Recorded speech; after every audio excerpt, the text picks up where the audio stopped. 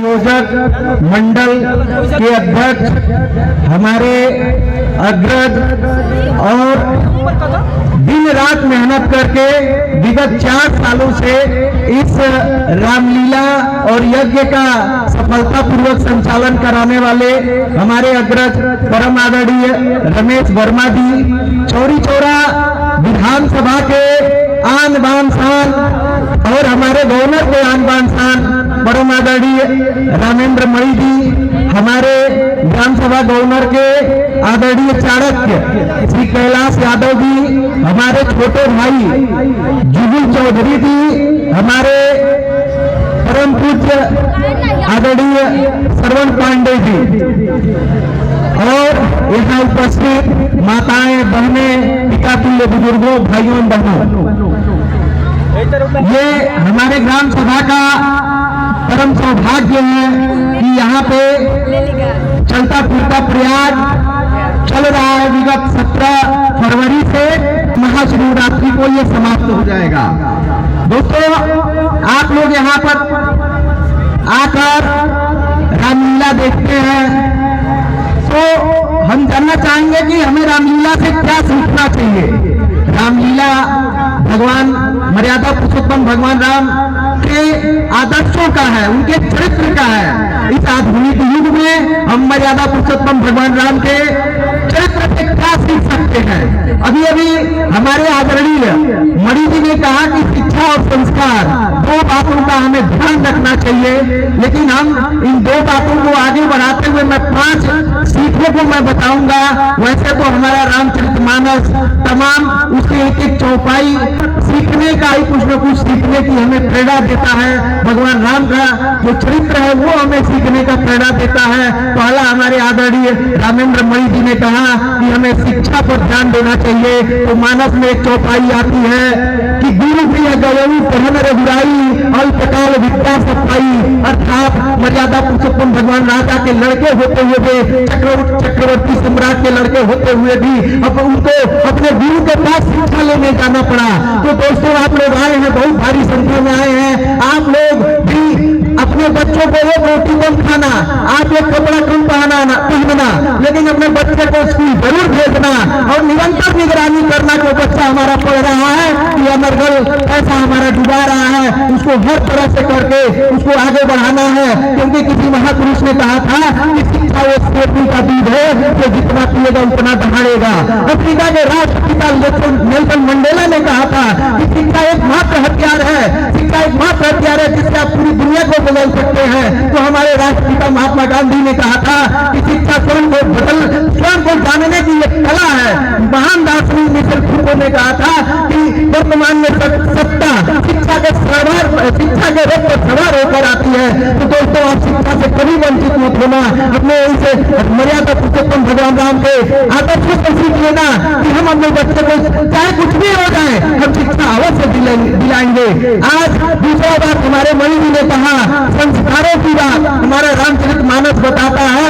प्रातः काल उत्पन्न रघुनाथा अमात प्रीत गुरु नाम ही माथा। अर्थात जब मर्यादा पुरुषोत्तम भगवान श्री रामचंद्र जी प्रातः काल उठते थे तो सबसे पहले अपने गुरुजनों का और माता पिता का चरण स्पर्श करते थे, झुककर प्रणाम करते थे। तो आजकल के जो बच्चे हैं दोस्तों, आप लोग देखते होंगे, वो इतने अकड़ में रहते हैं, उनसे बहुत दूर चल गई है विनम्रता और जय श्री राम का नारा लगाते हैं। मैं उन बच्चों से कहना चाहता हूँ, अपने छोटे भाइयों से कहना चाहता हूँ, जब अब तक आप मर्यादा पुरुषोत्तम भगवान श्री रामचंद्र जी के आदर्शों को अपने जीवन में नहीं उतार लेते हैं, तब तक आपको श्री राम का नाम लेने का कोई अधिकार नहीं है। अधिकार है कि आप मर्यादा पुरुषोत्तम के जीवन को अपने आदर्शों में, अपने व्यवहार में उतार लीजिए, तभी आप इसके आगे बढ़ सकते हैं। दोस्तों, मैं तीसरी बिंदु पे बात करूंगा। आप जरा कल्पना कीजिए कि जिस मर्यादा पुरुषोत्तम भगवान राम को कल उनको 70 मिलनी थी, कल उनको राजगद्दी सौंपना था, मिलना था, रात में में ऐसा क्या हुआ कि उनको राजगद्दी के जगह पे 14 साल का वनवास मिल गया। दोस्तों, उन्होंने शहर से स्वीकार कर लिया। आजकल जिस प्रकार से राजनीति में छल कपट धोखाधड़ी साम दाम दंड भेद जो लगाया जा रहा है, आजकल के राजनेताओं को हमें मर्यादा पुरुषोत्तम भगवान राम के आदर्शों से सीखने की आवश्यकता है कि हम राजनीति बहुत पवित्र चीज है और उसकी पवित्रता को, उसके आदर्श को बनाए रखना हमारे लिए आवश्यक है। क्योंकि आजकल आप देख रहे होंगे एक चीज और है कि मर्यादा पुरुषोत्तम भगवान 14 साल वनवास से अपने घर पे आए थे। तो 14 साल के बाद जिनके कारण माता कैकेयी के कारण जब वो वनवास गए थे, लेकिन जब सबसे पहले आए तो माता कैकेयी उनसे मिली। माता कैकेयी का जाकर चरण स्पर्श किए, माता कौशल्या के पास नहीं गए।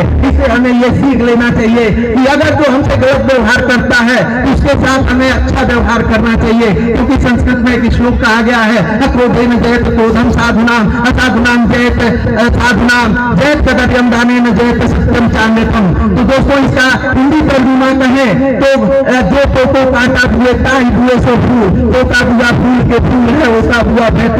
अर्थात जो आपसे गलत व्यवहार करता है उसके साथ आप सदैव अच्छे का व्यवहार करें। क्योंकि अगर आप आम लगाएंगे तो सदैव आम का फल मिलेगा, और अगर आप बबूल लगाएंगे तो सदैव बबूल का फल मिलेगा। इसलिए जो आपसे गलत व्यवहार करे, आपका विरोध करे, उसे हमेशा सम्मान दीजिए। मैं निश्चित दावे से कह सकता हूँ 90 से 95% लोग आपके सदव्यवहार से, आपके सदव्यवहार से आपके व्यवहारिक बन जाएंगे, आपका विरोध करना छोड़ देंगे। दोस्तों, मैं अंतिम और महत्वपूर्ण बात आपसे बताना चाहता हूँ, इस मंच के माध्यम से आपसे एक अपील भी करना चाहता हूँ।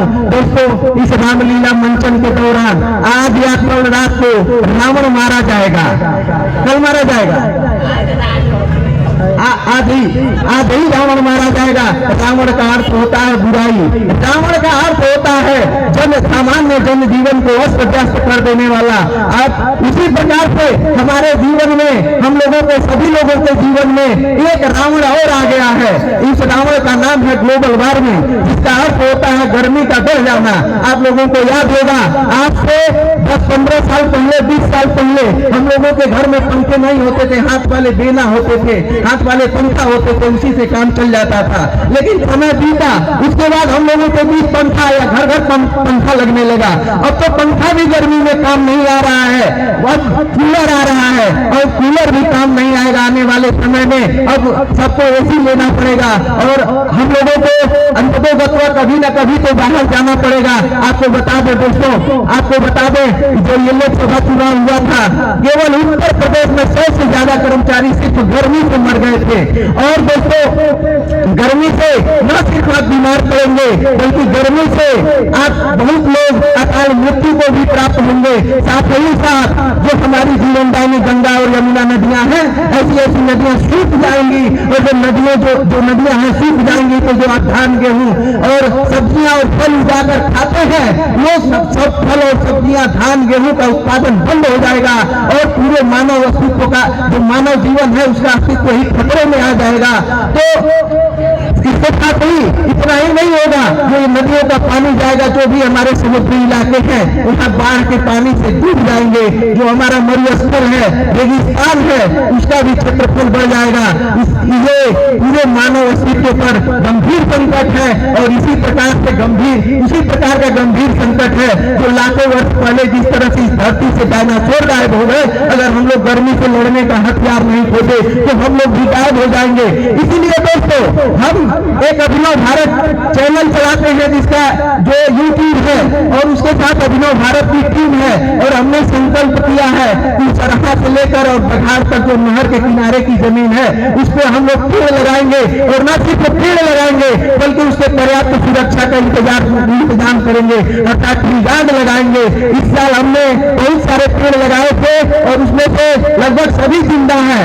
और आप लोगों से मैं हाथ जोड़ के निवेदन करता हूँ, अगले साल आपके घर घर आऊंगा और आप लोग फ्री गार्ड के लिए हमें कुछ न कुछ जो बनेगा सहयोग कीजिएगा और हम सराहा से लेकर के और सखार तक 10,000 पेड़ हमारे लेकर के वन विभाग लगाएगा और हम लोगों का काम रहेगा कि हम लोग फ्री गार्ड लगा दे, ताकि पेड़ लगाने में बहादुरी नहीं है दोस्तों, पेड़ बचाने में बहादुरी है। क्योंकि वन विभाग हर साल करोड़ों पेड़ लगाता है, लेकिन कितने उसमें से बच पाते हैं आप सभी लोग जानते हैं।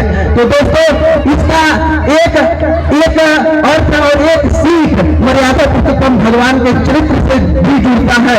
मानस में एक चौपाई है, तरुवर तुलसी विधि बसुहाए, आज कहीं कहीं राम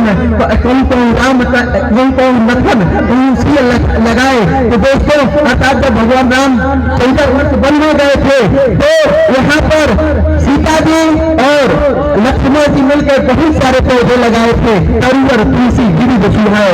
इसलिए आप लोगों से अंत में मैं निवेदन करता हूँ, जितनी माताएं हैं वो माता सीता बन जाए और जो हमारे भाई लोग हैं ये भगवान राम के भाई लखन लाल बन जाए और सहयोग करके पूरा जो अपनी प्रसाद जो आएगा उसमें हमारे लक्ष्य में आप जुड़ जाइए, जिससे जो ग्लोबल वार्मिंग रूपी रावण है उसको आप और हम सभी लोग मिलकर मार गिराएं, ताकि हम लोगों का जीवन पे जो मानव जीवन के अस्तित्व पे जो संकट है वो सदा के लिए हट जाए। दोस्तों इन्हीं चंद शब्दों के साथ मैं अपनी वाणी पर विराम देता हूँ। इन भावनाओं के साथ सर्वे भवन्तु सुखिनः, सर्वे सन्तु निरामया, सर्वे भद्राणि पश्यन्तु मा कश्चित् दुःखभाग् भवेत्। जय हिंद।